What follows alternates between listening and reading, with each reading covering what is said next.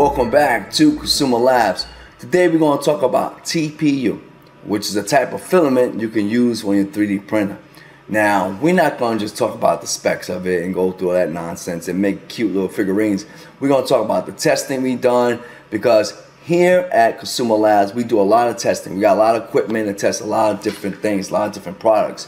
And just in case you didn't know, we under the umbrella of Solomon Labs. And at Solomon Labs, what we do is we build different types of devices, military applications, different things. Let's just put it that way. We got one device that we're working on, or I should say system that we're working on, that can actually follow a person. It identifies the individual and it will follow that person.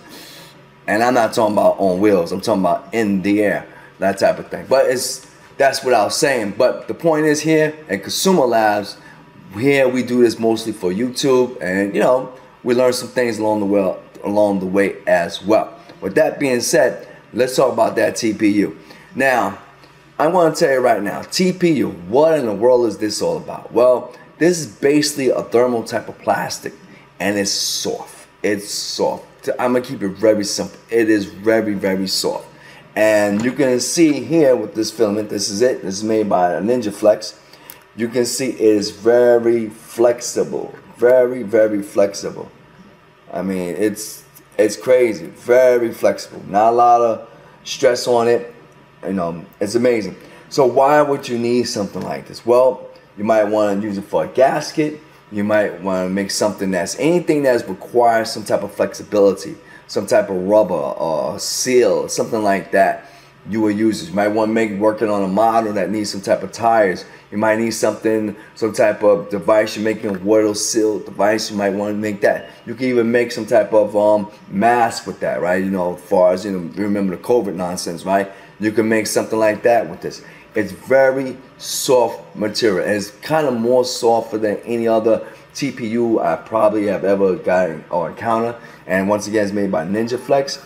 And this is to show you something that I worked on. I was, you know, dibbing around with it. So I scanned me a pair of Crocs, right? I got 3D scan, of course. And you can look at my other video. I go through the whole outline on what you need to start a 3D business and what is required to make it successful. So you can check that out, right? With that being said, so I scanned me a pair of Crocs, and this is the pair of Crocs. As you can see, very soft. It's soft material. You can see that. I'm not putting a lot of pressure on it, not at all. Very soft, very durable. You can squeeze it. I mean, look at this. I'm squeezing it. It's not ripping. You're not tearing it. This stuff is for real. This is real stuff. It's not gonna rip and tear, nothing like that. Drop and break. It'll bounce. It's very flexible. As you can see, nothing is ripping, nothing is tearing. It is flexing right at the foot, like you would do as if you was walking. I mean, this is probably more flexible, more comfortable than your regular pair of shoes that you buy in the store. I mean, it's that good. It's really that great. So that is TPU.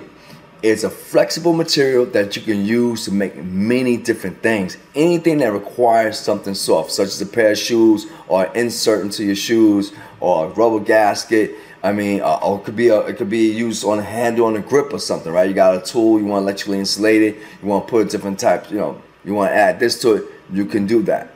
Very, very durable, long lasting.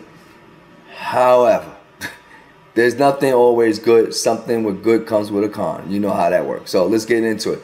So while we was running tests on TPU and finding out different temperatures, we put this to extreme temperatures, various types of temperature, different type of testing. We use different tools to test the softness of it. We did a whole lot of work. If you want to see all of that details, leave a comment below, and we'll put out a video showing how we did it step by step.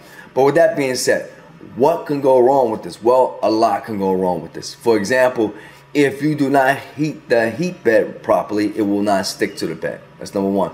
Number two is you really don't want to heat it too much, because it will stick and it'll be very difficult to come off. That's not with all build plates, but definitely with some of the textural build plates, this can happen.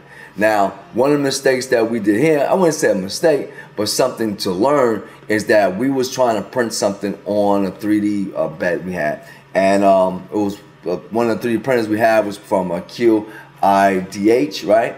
And we was like, okay, we want to get this, this TPU to work. We want to, build something, see how it works, see the test, running through the testing and stuff like that.